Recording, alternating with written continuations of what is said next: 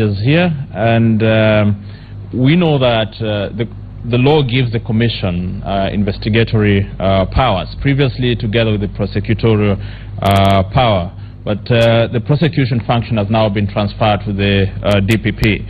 So given that we are now focusing specifically on investigation, we have taken officers who were previously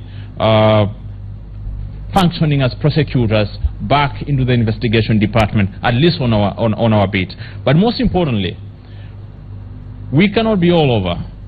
So we have to work closely with the security agencies, and the IG is here. We have a joint program, what we call the election security program, that seeks to train police officers to understand the critical processes when it comes to the electoral process, and the role of security when it comes to enforcement. So we think that once they have some basic ideas about the do's and don'ts on the election day, we should be able to mitigate or reduce the number of incidents that are likely to occur. On the question about training of interested parties on the processes, I think you mentioned about ICT. If you look at the amendment laws, it's for the same reason that they established what we call the technical committee to oversee the implementation and use and deployment of technology in elections.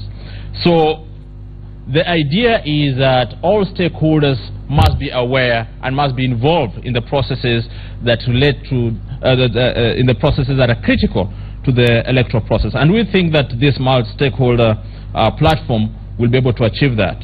But in addition to that, what the Commission has done on its own, in terms of involving other actors, we've come up with about 9 thematic working groups, dividing different agencies according to their inputs in the electoral process. We have the one for security, we have another one for voter education, and so forth, including the one for diaspora and technology.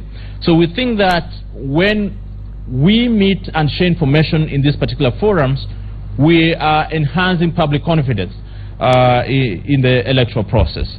So then, of course, lastly, I wanted to also assure you that if you look at our ICT department now, it's not the way it was previously.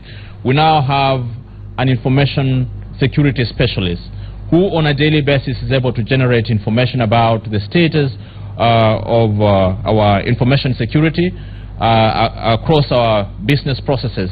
And we think that as we approach the elections, we should be able to generate relevant information for decision making that we can also share with stakeholders in terms of the state of health of our systems. Thank you very much for that.